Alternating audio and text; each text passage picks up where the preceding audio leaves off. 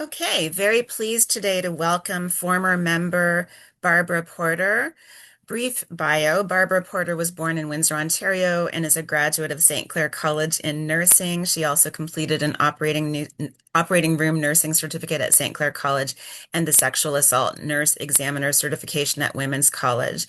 She is a retired nurse with a career that has spanned more than 30 years, including service at the Wellesley Hospital, Grace Hospital, Hotel Dieu Grace Hospital, and Windsor Regional Hospital, as well as teaching nursing courses at St. Clair College. She was the diversity officer for the Ontario Nurses Association for over 20 years and served on the Provincial Diversity Committee. She was, of course, a member of the Rotary Club of Windsor St. Clair for several years and had the opportunity to travel to Chile and Ghana as part of that. Currently, Barbara is board vice chair and co-chair of the fundraising committee at the Amherstburg Freedom Museum.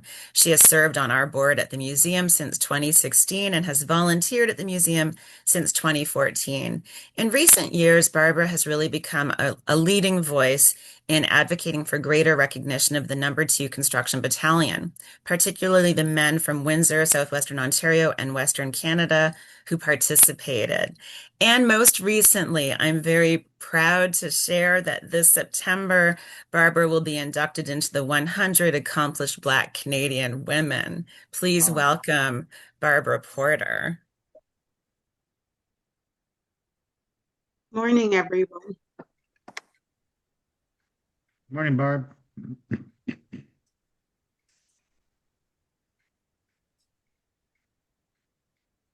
Okay, today I'm going to be talking about the Number 2 Construction Battalion, a family's journey. I did have family members in this battalion, and I want to share the history and kind of educate people about this group of men. So the history and motivation, a foundation of military service created by Black Canadians in Windsor, Essex during the early campaigns such as the War of 1812 and the Upper Canada Rebellion. Example, Jeremiah Harris, whose photo is on the right, served in Captain Nelson's 3rd Essex Colour Militia during the Upper Canada Rebellion, which was involved in the capture of the rebel schooner Anne at Elliott's Point. Respectable symbols of British and Canadian loyalty, which challenged the perception that Black community lacked the high sense of duty for their country. It was accomplished through visible displays of loyalty and service, such as enlisting in the military, wearing a uniform, participating in military parades, visibility in press through articles describing participation, acts of heroism and sacrifice, which would be death in combat, and recognition printed on headstones, demonstrated to the mainstream society that Black Canadians were one of us and had adopted and accepted Canadian traditions. It also instilled a sense of self-respect that elevated the soldiers and their families beyond negative stereotypes and racism that said, "You're not good enough," contributed to the progress and the safety of their homeland. This tradition and pride in the military serves to continue to this day. Okay, the Number 2 Construction Battalion was formed July 5th, 1916 in Pictou, Nova Scotia, and then moved to Truro, Nova Scotia in September of 1916. The first and only all-Black Canadian battalion in military history. Men from all over Canada, the US, and the Caribbean enlisted. A detachment operation was in Windsor from September of 1916 to March of 1917. The Windsor Recruitment Office was located at the Parker Homestead at 840 Mercer, right at Elliott Street. Over 100 Black men from Ontario to the Western provinces, United States, and the Caribbean, including many locals, enlisted there. The Windsor Detachment was stationed at the Windsor Jockey Club, established in 1909, which is now Jackson Park. By December of 1916, there were 575 Black men enlisted in the Number 2 Construction Battalion. On March 28, 1917, they sailed from Halifax to England on ships which transported only the Black soldiers and was escorted by the Navy. Several lives were lost during the way due to illness. The battalion consisted of 4 companies. So these are some of the duties and responsibilities of the number 2 Construction Battalion. They served in the United Kingdom and France. I'll just pick out some of the highlights. Building roads, bridges, rolling out barbed wire. They fashion wood into materials for uses such as railroad ties, gun platforms, and ammunition boxes. They also maintain the electrical and water systems, as well as cooking, cleaning, and attending to white soldiers. How and why the battalion was established. Canada entered the First World War in August of 1914. At least 200 Black men who applied throughout Canada were rejected and told it was a white man's war. A belief at all levels of government that the military personnel, that Black men were incapable of serving and winning the war, resulting in the rejection. Many white Canadians were reluctant to serve with the Black soldiers due to racism and fear. A letter writing campaign from the Black community members, churches, and organizations. An example of this is Arthur Alexander from Buxton, who wrote a letter to the Minister of Militia and Defense asking why Black Canadians could not serve in the Canadian Expeditionary Force. The reply to Alexander's letter dismissed his comments and was told that the selection process was out of their hands. With the countless men injured and dying and a shortage of laborers, the advocacy efforts of the Black community led to the CEF finally issuing a call for the Black Canadians to serve in 1916. Reception. African Canadians in and outside of the battalion experienced racism, violence before, after, and during their service. Battalion members and other Black soldiers endured violence from white soldiers, civilians. So this is an example of racism in the press, the Three Musketeers. This photo may appear to many of your people as a joke to be laughed over, but to us, at the crisis in the affairs of our great empire, when the best blood in your race and in my race is taken to uphold a great principle, the joke is ill-aimed, and we consider it cowardly and insulting one. Cowardly because of our numerical and commercial inferiority at the present time. Insulting because our men here were not allowed to enlist in any branch of the service as your men were, but permitted only to enlist in the Construction Battalion to handle a pick and shovel, and now compelled to conscription to serve in the same, and with no officers of their own color holding a higher rank than his NCO outside of their chaplain, protecting the world's democracy for those in the spirit of jest, mockery, and prejudice called them Musketeers. So this was an article that was in the Evening Record. So recruitment efforts, J.R.B. Whitney used his newspaper, The Canadian Observer, to help recruit members of the battalion. Note, just a short note, J.R.B. Whitney was American-born but married a Windsor-born Ada Kelly Whitney, the first Black teacher hired by the Ontario Public School Board to teach in an integrated school.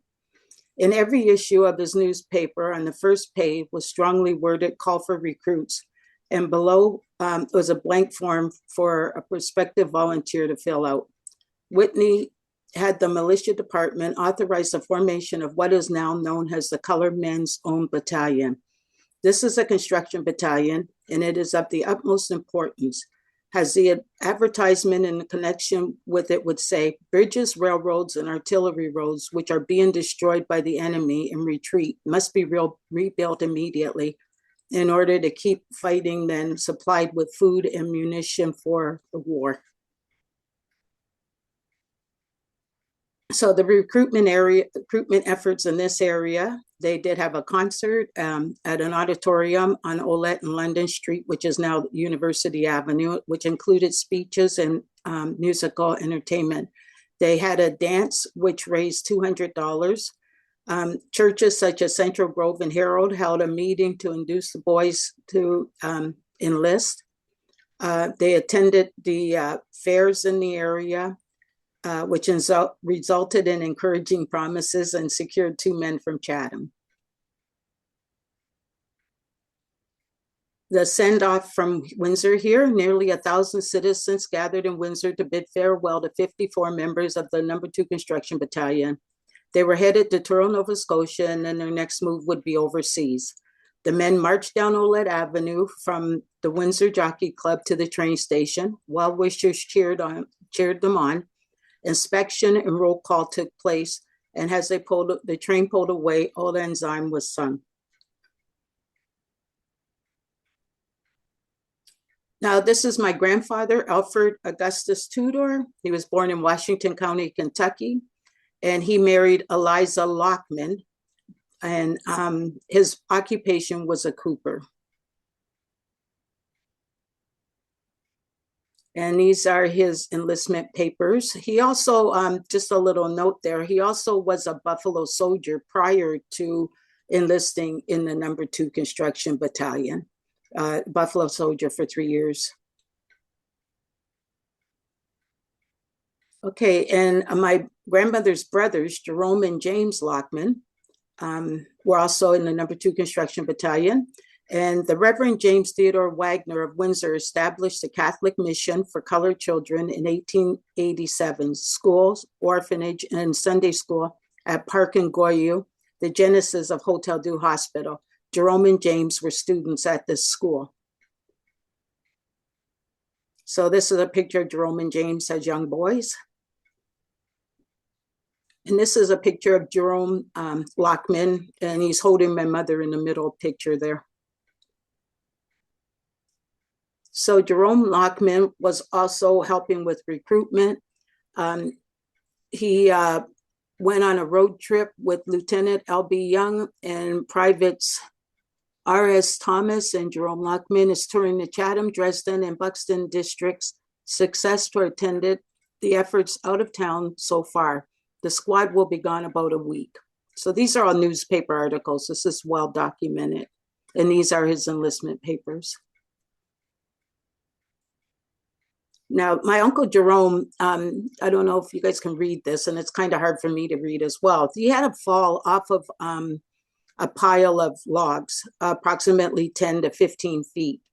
But like most people in the military, the Black soldiers, they weren't believed when they were ill or sick.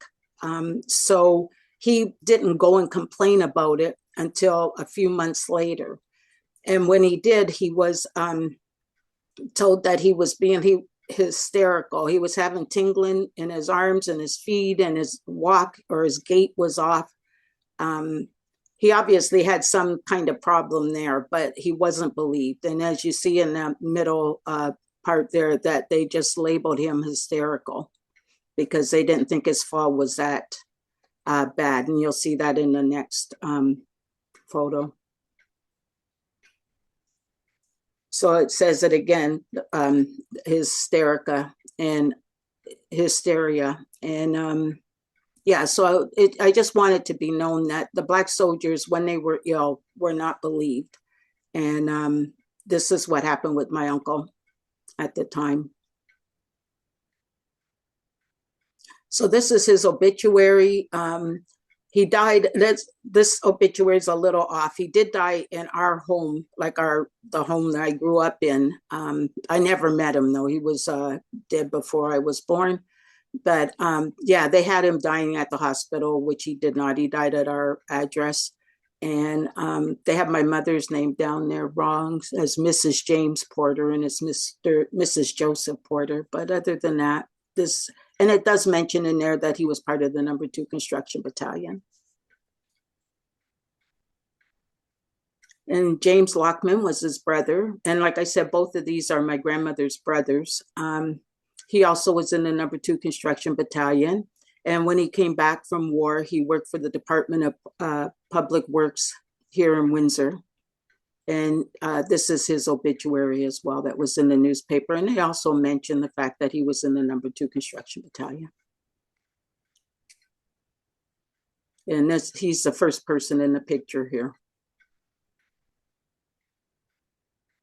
So did you know that the Canadian mill at Lajau at one point produced a record 160,000 board feet of lumber in less than a day? The No. 2 also received unit accommodations for their service in providing lumber. While providing lumber and rolling out barbed wire, the number 2 Construction Battalion experienced occasional German air raids, encountered landmines while retrieving injured soldiers or rolling barbed wire.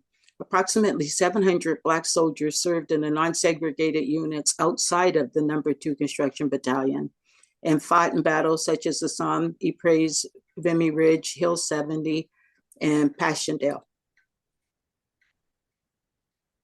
So there is a plaque in Toronto at the Parliament Hall that recognizes the Negro soldiers and their contributions to World War I, and it's still there to this day.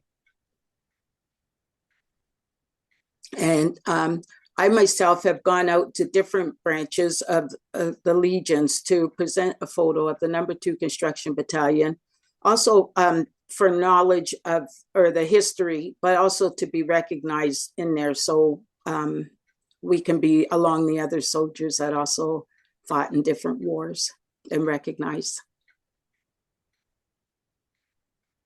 And this is some of the media coverage that I did while speaking on the number 2 Construction Battalion. And I also, 100 years in 2022, July 9th, the Prime Minister, which was Trudeau at the time, did do an apology in Truro, Nova Scotia, to the family members of the number 2 Construction Battalion on their treatment. So I was there, I went there to go and see that for sure.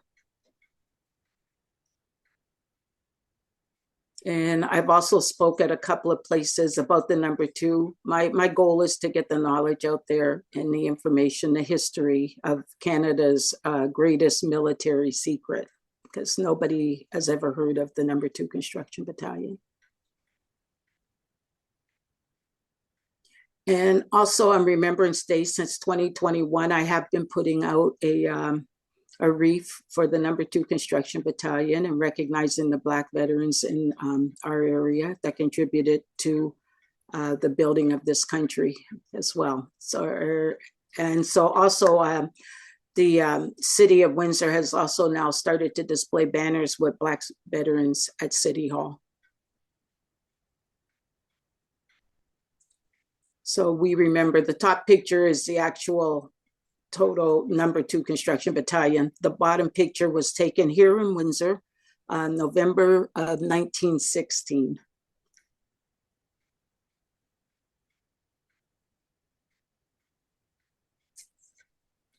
And here are your resources, or my resources.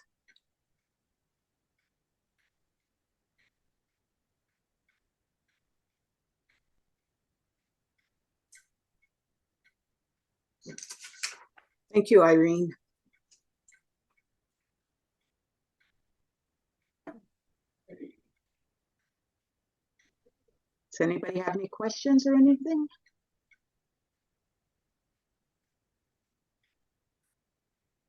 Well, I appreciate the opportunity to speak to you and share this story.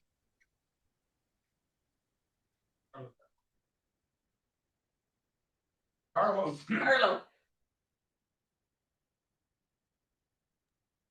Hi, Barb. Great. I didn't miss it. Thank you very much for that presentation. But that's not my job to thank you. What I wanted to ask you is, what was the number again? I think you might have said at the beginning, like in total numbers of most of your thing is just for the First World War, right? Yes. Okay. What was the total number of people of color that were in, whether it be the battalion or fighting? Is there a number out there, or did you say it and I missed it? There was 700, I want to say 742. Yeah, you said, I remember 700. Okay, so that total of That construction battalion and fighters and all different things, you think? the Or construction battalion was closer to, I believe, 1,000. oh, But okay, there was other men that fought in other areas of the war that okay. were, they actually fought. They had guns and they actually fought. But this is the number 2 Construction Battalion that's never been recognized. Oh, okay, that's what it is that you're talking about, just specifically that.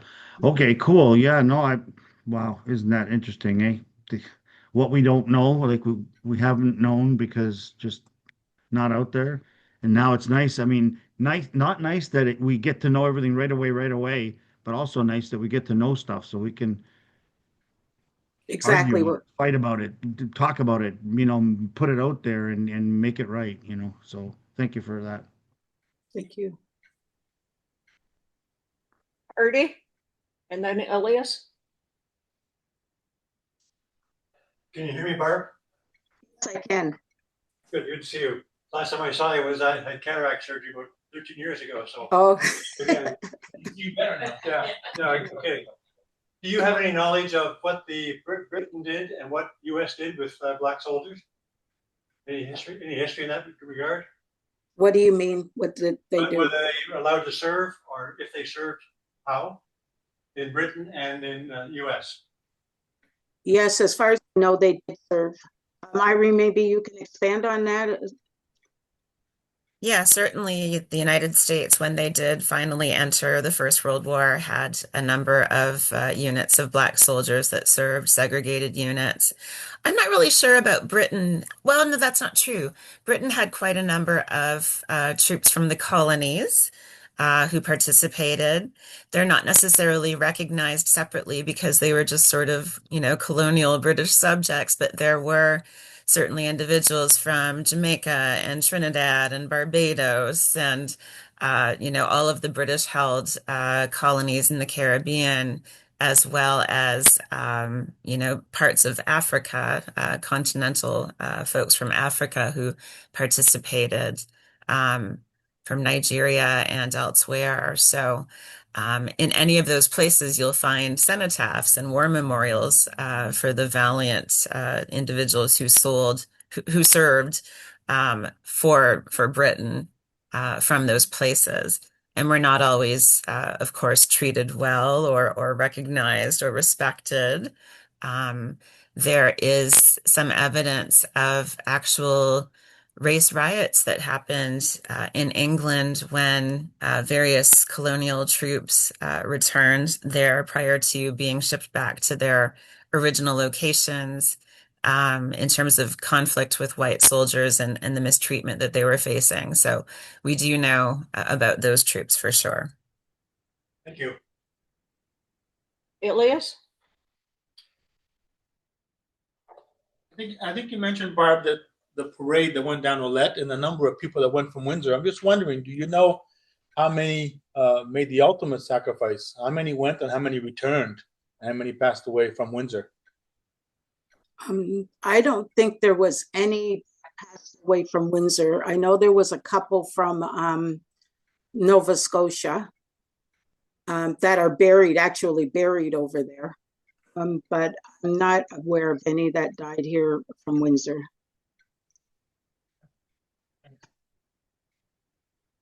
Any other questions, either in the room or on Zoom? I think Bob has something. Good morning, Barb. Good morning. Fabulous presentation. Thank you so much. Barb, I caught the number of the community raised $200 for the battalion. That was roughly $3,600 if it was in today's dollars. So a huge amount of money that they raised. Mm-hmm. My question, I believe you mentioned there was a building which is now where the Jackson Park is. Correct. And was that owned, do you know, by the community and taken by the city, or was it bought by the city? Because it seems that there was a lot of historical properties that have been erased in Windsor, and I don't know the history of whether it was actually, say, not expropriated, but sold or purchased or just taken. Reen, I'll have to take that question. I'll answer that one. Yes. So in the 1920s, when Jackson Park was established, the city actually purchased that land. And keep in mind, that was like the outskirts of Windsor at the time. Things have certainly expanded, but the city did buy that property and named it after a very well-respected mayor. Thank you. And then, of course, about 11 or 12 years after the city purchased it, it became the home of emancipation, for which Windsor was so well known, the greatest freedom show on earth. So I don't know whether you've heard, but later this year, on August 1st, there will be a new monument unveiled in Jackson Park to honor that history of all those years of emancipation festivals. I have a question for Barbara. I already kind of know the answer, but not totally. When you were a member of Rotary Windsor St. Clair, you traveled to a couple of other countries. Can you tell us a bit about what you did in Chile and Ghana? Oh, it was really a wonderful experience. I'm always grateful to Rotary for allowing me to do that. In Chile, we went around and spoke we went from Santiago all the way down to the southern point and actually part of to the Chilean capital of Antarctica. So I can honestly say I've been to Antarctica too. But we went around and we spoke about our area, about the good things that Rotary has done throughout the world. And it was really an interesting travel at that time. Ghana, we did a little bit more. We repaired some schools, did some paint jobs. We took books. We opened up libraries. When Grace Hospital closed, we were able to get a lot of their equipment and we shipped it over to Ghana and was able to fix up a hospital, mostly used for maternity purposes. So we were able to bring new beds, mattresses, pulse oximeters, blood pressure machines. We were able to bring medicines. It was really a good experience in Ghana, and I did go there twice. Mm-hmm. I just want to mention reason as well that I'm going around speaking about the number 2 Construction Battalion is because I'm trying to get a monument or some kind of marker put up for the number 2 Construction Battalion and their recognition in this area. So I just wanted to mention that and throw that out there, that I think it's very important that they also have a spot where people can go and learn about them, the number 2 Construction Battalion. Well, thank you so much for joining us, Barbara. It was a really very passionate presentation, and you certainly shared a lot of historical knowledge as well as your family connections, and that's so important to contextualize it and know that local people were involved in this massive endeavor. And we will be honoring you with a gift of honey. We'll get it to you somehow. We'll figure out those logistics. But I do want to thank you for getting up very, very early as a retired person who doesn't have to and joining us for this presentation. And happy Black History Month, everyone. Thank you. I appreciate you guys listening. Thank you.